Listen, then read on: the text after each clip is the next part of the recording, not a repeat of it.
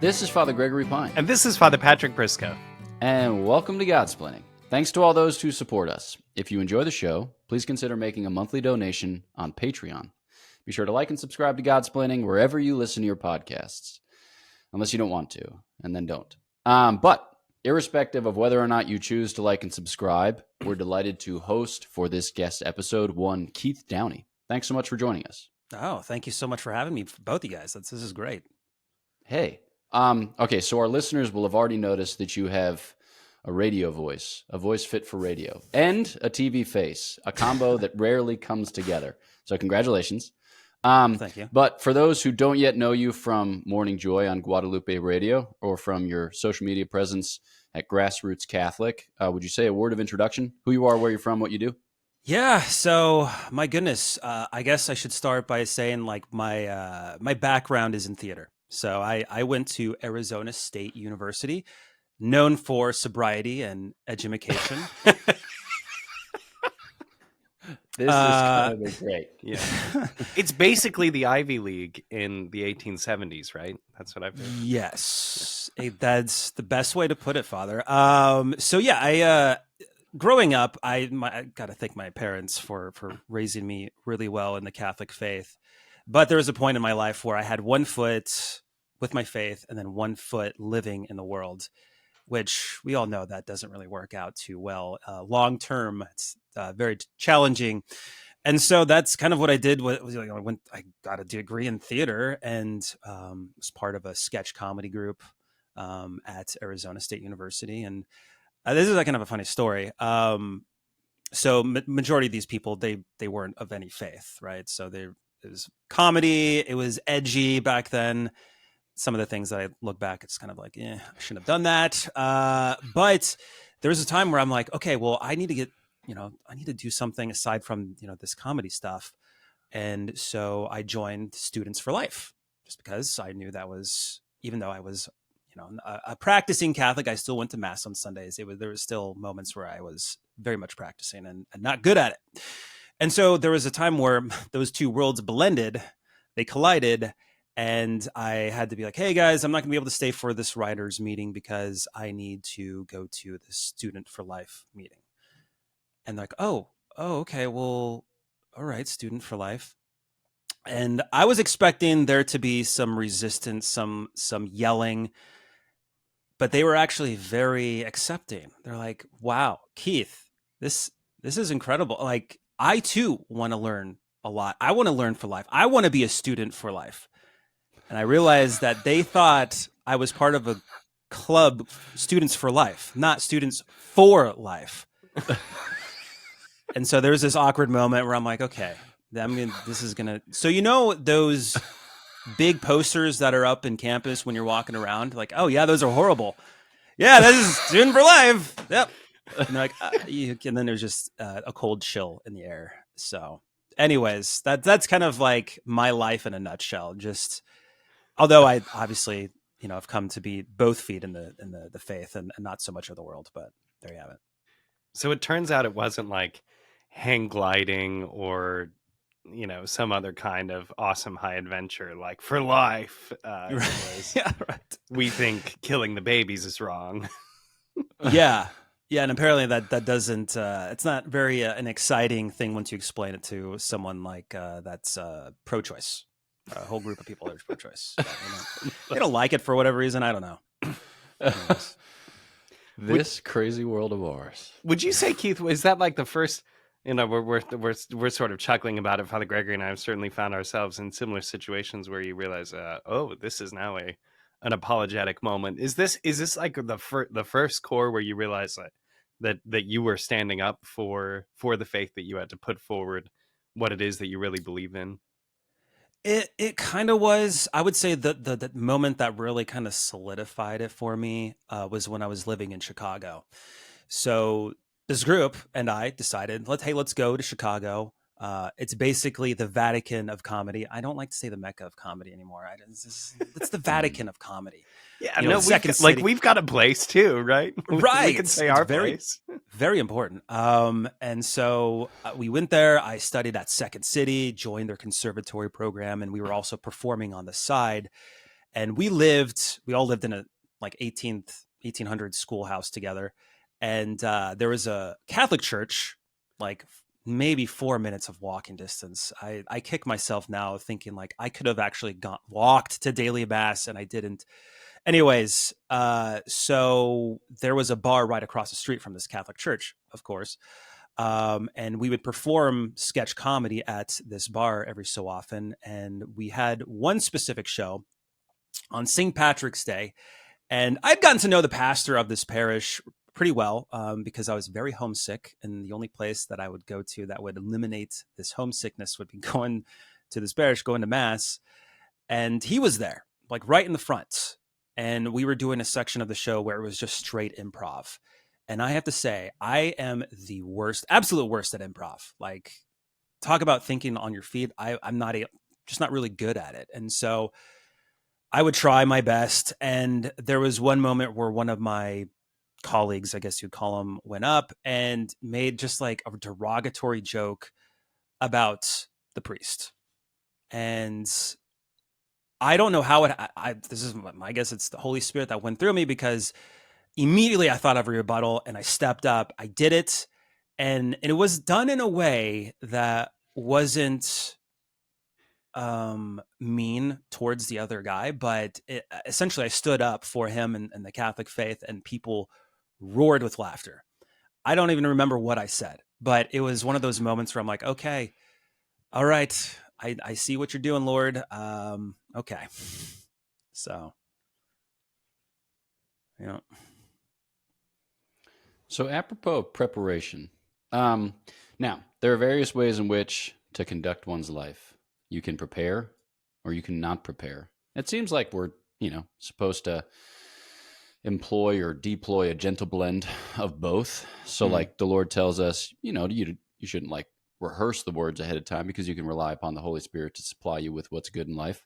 Nevertheless, we also have commendations or recommendations to like invest in our formation, to undergo an ongoing conversion. That would seem to require work, which is just preparation of a certain sort. You host a radio show, so you're producing daily content. Yep. You're active on social media, so you're producing near daily content. And there's a way in which the preparation can be a bit of a grind, and you're looking for some non-preparation, as it were, levity, spontaneity, Holy Spirit visitation. In your own life, where do you feel like you can kind of create space in which to renew or receive inspiration? Albeit, prepare for life, but nevertheless with a kind of space or with a kind of openness to things beyond or things above. Wow. I mean, if I don't spend time in any sort of prayer, like for whatever reason, I just become creatively. There's my Arizona State University education coming out. I can't even talk properly. Creatively, I become dry in that. So, it's funny you talk about it. It's kind of a grind getting, being a Catholic content creator. I've, over the course of 3 years with Instagram, with Grassroots Catholic, it's been really weird, to be honest, because on one hand, it's really great to be able to use my talent to share the faith, do it in a positive manner, in a joyful manner. I'm full on board with having people make content like you guys. It's very joyful. It's not bringing people down within the church, but there's always that itch within that, because that if you make content that is somewhat controversial, you're probably going to get more engagement. You're probably going to get more views. You're probably going to get, your click to like ratio raised up just a little bit, just the percentage amount, which means more people are going to see your content, which means if you're monetized, you get paid a little bit more. And so there's that friction that I tend to see, and I know other Catholic content creators struggle with it too. But yeah, if I don't have a solid prayer life, being able to focus on the content and not just being like, all right, I'm going to make something real quick. I'm not going to put too much thought into it. And it ends up being just not what I would think what the Lord would want. So the first reel of yours that I watched, and the reason why I started following Grassroots Catholic, is the reel about the nun who cares for the tomb of Saint Cecilia. Yeah. So this is an amazing story, and I would encourage listeners to like dive through and dig around and find that little reel.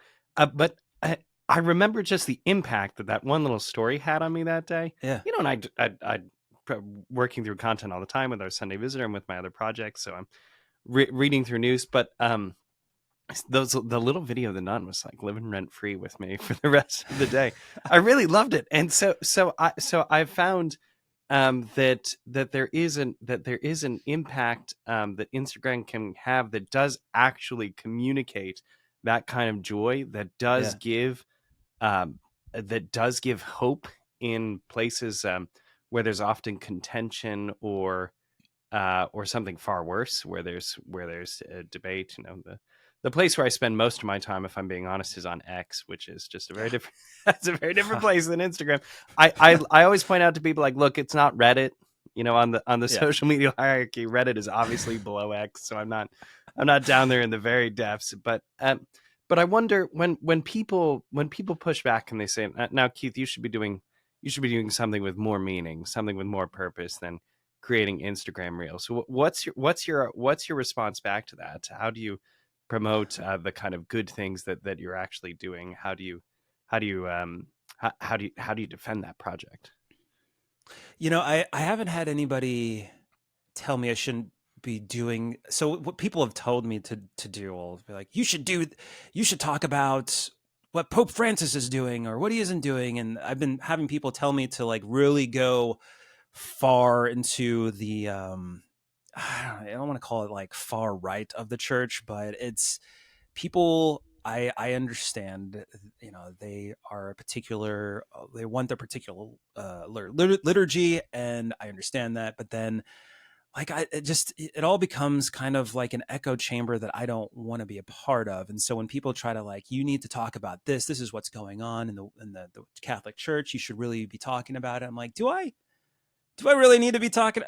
Everybody else is talking about it, and I don't want to have people leave the church because of something I said. Because I know, because of the platform that I was given, I probably have more accountability on what I say and what I do. And there was in a moment where I realized that, and I had to like pump the brakes. And I thank the Lord for my wife, because she's kind of my filter for a while. I had to show her like, hey, like, what do you think of this? She's like, nope, don't post that, because that's going to be inflammatory to so many people, and you don't want an echo chamber. I'm like, you're right. That's why I married you. That's actually a good point, because that is something that we do. You know, it's not self-censoring, because you're showing it to someone else who's literally acting as a censor for you. But we do that kind of thing amongst ourselves on this project, on the podcast. Or if I think something might be too hot, I text it to a couple friars and say, hey, what do you think about this first? And I think that's a very important process for everyone who wants to communicate seriously on social media to engage in. And it can look differently for everyone. But I love hearing that for you, it's your wife. Because I think if we don't do that, then it just becomes too raw, and it doesn't actually allow people to engage with the fundamental truths that we're trying to share. Right. Agreed. So I warned you that I was going to just sail weird theories across the bow. And here it comes. Let's go. So Father Patrick and I just did like an episode about Luce, the Catholic mascot. Yes. You know, so people were concerned about X, Y, and Z things. We talked about that a little bit. But then like some people were like, they responded very strenuously against, and some people, they responded very vociferously for, which is just all very bewildering and bemusing. So my conclusion was, will Luce convert anyone? Probably not. Will like Luce scandalize anyone? Probably not. But like what I was more interested in is the space between living our lives and interpreting our lives and how we navigate that. And so, like, what I'm basically interested in is whimsy, not in the sense that our whole lives are to be whimsical or capricious, but in the sense like, okay, you're living your life and then you're interpreting your life. What are you doing with that space? Because like a lot of folks are just going to be really ironic or dread earnest or whatever else. So I'm thinking like, that's a space of play. That's a space in which we can kind of have fun and host cool arguments in which we'll get down to principles and we'll actually learn something about the Lord and about the human community. So I'm wondering, like, in that space, as one trained in comedy, you live there, you abide there, you live and move and breathe there. How do you navigate that in a Catholic space, which is in a certain sense, or at least for certain people, is losing its ability to be somewhat self-critical or losing its ability to be somewhat whimsical and just getting like either real serious about stuff or like real meta about stuff or whatever, has either gotten so absorbed in its living of life as to fail to interpret it accurately, or has gotten so distant from the living of life as to be, somewhere else, just kind of alienated. That's 5,000 different concepts, none of which are clearly articulated or actually connected. But talk to me about living your whimsical Christian life. I was about to say, I'm glad you reiterated that, because you got to understand, I went to Arizona State University, so like you have to talk a little bit slower, maybe a little bit more adjective. No, I'm just kidding. How do I live more whimsically?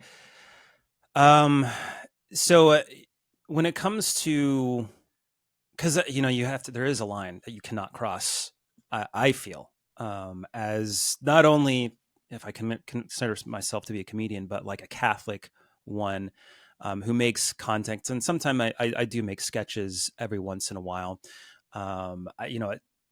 Trying to have that whimsical, that's the comedy aspect, but not, I don't want to say be offensive, because there's always going to be someone who doesn't like or appreciate my humor, and people every once in a while will get a message saying like, that was mean spirited. I'm like, that wasn't mean. Anyways. So trying to make sure I don't cross a line of being, attacking any individual. Now, for instance, you were talking about Luce, love Luce. So originally I made a reel. It was, it's a Halloween reel, and I'm giving out candy to a child who's, I'm trying to figure out like who they're dressed up as. They look like they have a sheet on them, and I'm describing them like, oh, it looks like you're a ghost and you're holding a guitar. What are you? And like, oh, I'm the spirit of Vatican II. And then it's like a jump scare. And that's kind of the joke. And so I took that and had, someone dressed up as Luce. And I'm like, oh, you're supposed to be some sort of anime character with blue hair. And no, I'm Luce. I'm the Vatican's official whatever. I can't remember exactly what the title of Luce is. And then it's just the same kind of like jump scare, like people. And it's kind of like not like a mockery of, but just like I'm like poking fun at people that like are just, they can't stand Luce, and it's awful. It's awful. I'm like, yeah, come on, it's not that bad. It's not that scary. Okay, I want to propose two questions. Really? Because plenty of people who listen to this podcast are young people, and they heard, oh, Keith has a wife. How did you find your wife? And what advice do you have to give to a young man looking for one right now? So this is a radically different track in the conversation, but I want to hear what you have to say, since many Catholics are talking about this today. Really, really good question. And I feel so bad for the people that are dating in today's age, because I was like, we were right up in the advent of like, because I used Catholic Match, and I have a story on that. Very interesting story. But so yeah, like I didn't have the swiping left, right. I don't know what those are, but thankfully, and I feel bad for those that having to live in a world like today, trying to find somebody. It seems to be getting a little better, but still. But yeah, I met my wife on Catholic Match, and the story with that is that I was not having any luck with Catholic Match, actually. Thought it was pretty bad, and so I canceled my subscription because I'm just, either there was someone that I'm like, oh, she's an interesting girl, perfect. She's liking all of the, she's a Catholic, right? She's a practicing Catholic. She lives 300 miles away or, 1,000 miles away, I'm not really interested in moving or relocating. And so I canceled. And then they charged me. And I'm like, oh, hey guys, I noticed that you charged me. I canceled. Can you please, fix this? Like, oh yeah, we're so sorry. We're so sorry. Tell you what, we'll refund you and we'll give you an extra 6 months for free. And I'm like, I appreciate the gesture. Not gonna, I didn't have any luck. Okay, whatever, fine. So like a month later, I'm like, well, maybe I'll just look. I mean, it's not going to hurt anybody. It's not going to hurt me. I'm just going to go on there and just check in. And then that's when I found my wife. So she was, that's the gist of the story. So don't count out Catholic match or anything. And I think it was one of those things where I'm like, all right, Lord, like, either I'll go on there, I'll check it out. If you have someone for me, perfect. If not, then that's okay. I trust in your will. And I think that's what did it. So how long have you been married? We've been married for 10 years. Yeah, 10 years. Okay. Father Patrick and I have been ordained for 10 years. Okay. If you were to describe your transition from first 10 years of marriage to next 10 years of marriage without knowing anything about the next 10 years of marriage, how would that chapter be entitled in your memoir? It could be like dark, like rounding the clubhouse turn, like I'm only going to live another 3 years, or it could be, or it could be light and fun. It could be whatever. The back you choose. nine. Yeah, exactly. No, yeah, mine would be, and it gets worse. ...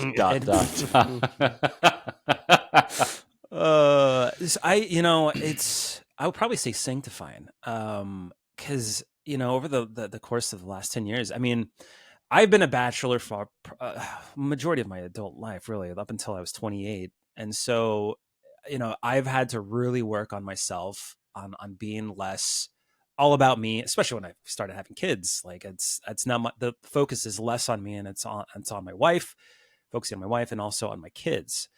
And so I feel like I'm right there. I'm on the cusp of like completing that.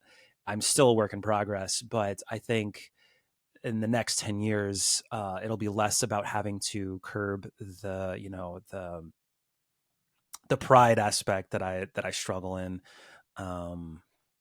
And then focusing on what next. I guess trying to raise my children and be kind of protecting them from what's being thrown at them as much as we can. We're planning on homeschooling and trying to raise them.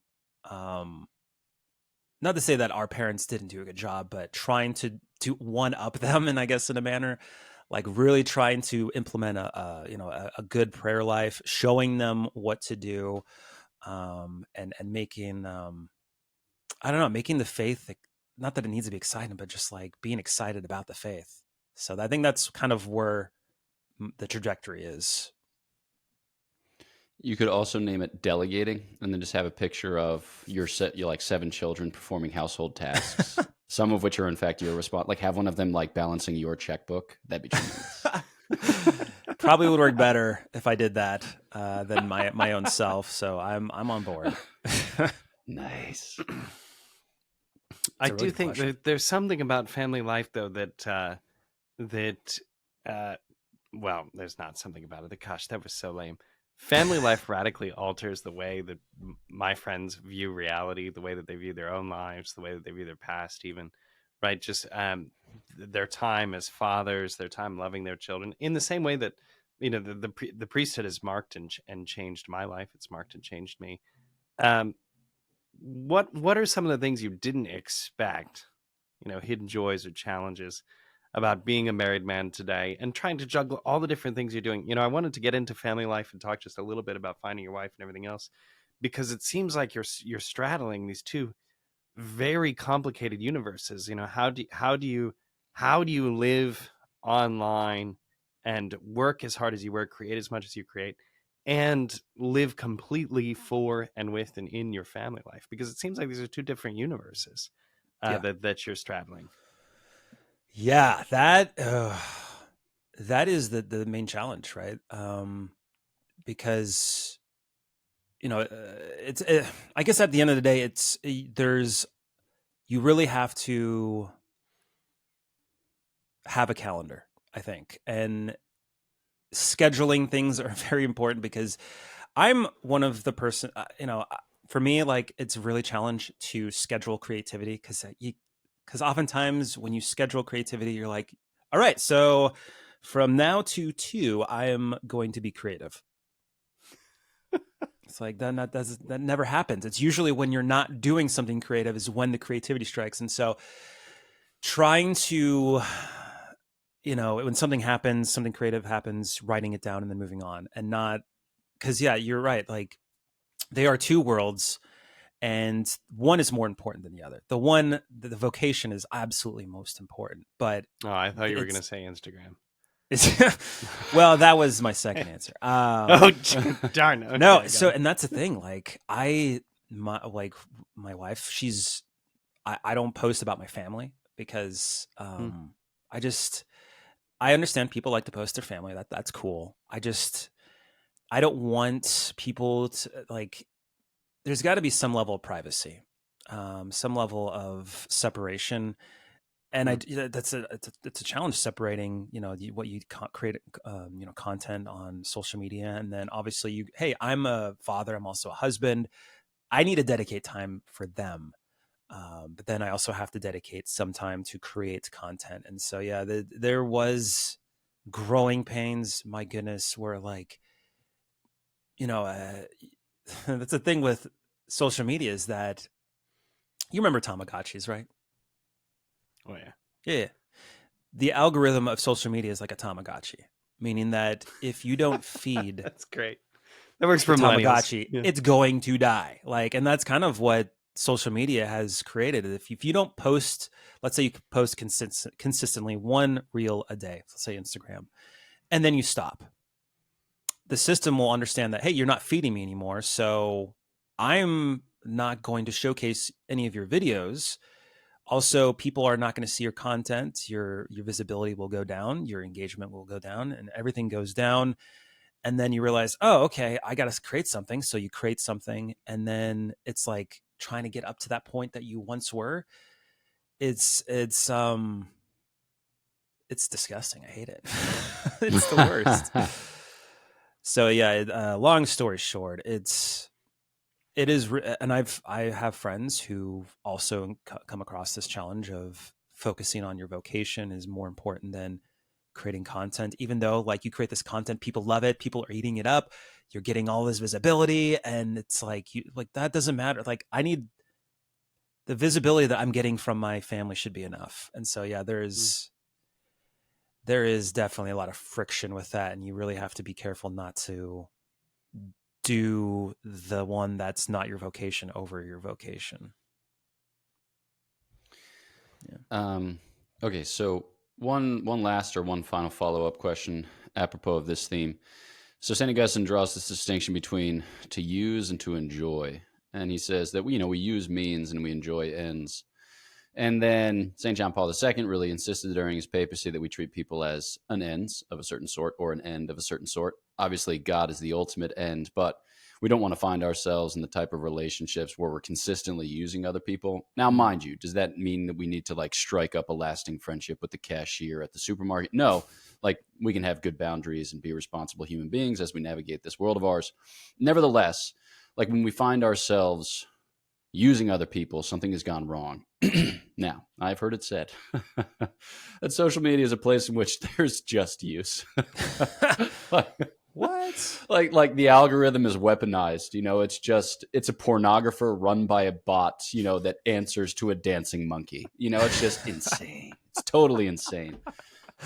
So given the difficulties of the medium, what are ways in which, you'd try to meet people on the internet and cherish friendships on the internet when it just kind of tends of its own to devolve or to debase? What was the question again?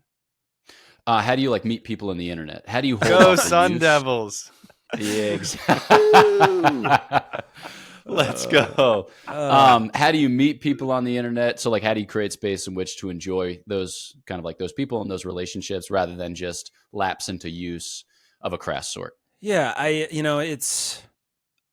feel like it's just like any other relationship, although it's really challenging because, you might see like someone you really want to collaborate with, and you're like, hey, look, I would really want to collaborate with you. And the other person's like, hey, I don't know you.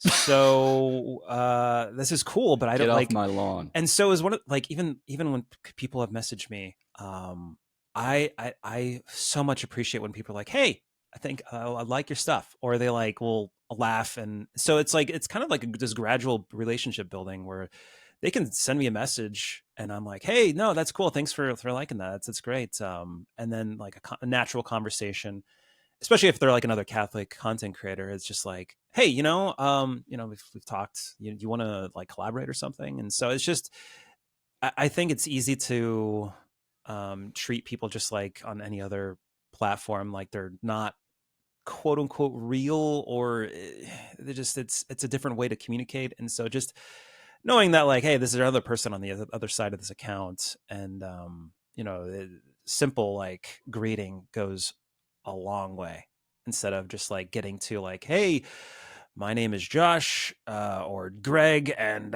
this goes down this entire paragraph of like, hey, we want you to post this stuff about our content. Like, can we just start with a hello? Let's build this relationship. Let's talk. My name's Olaf, and I like warm hugs. Let's be clear. Yeah, exactly. It's just I don't know. I'm not really I'm not a grumpy person. Okay, but yeah, just I don't know. Simple conversations go far. Party on. Yeah. Well, I love it. Okay. Well, where can folks meet you? We made mention of the Guadalupe Radio Network, and we made mention of Grassroots Catholic, although I think we called it Grassroots Catholic a couple times.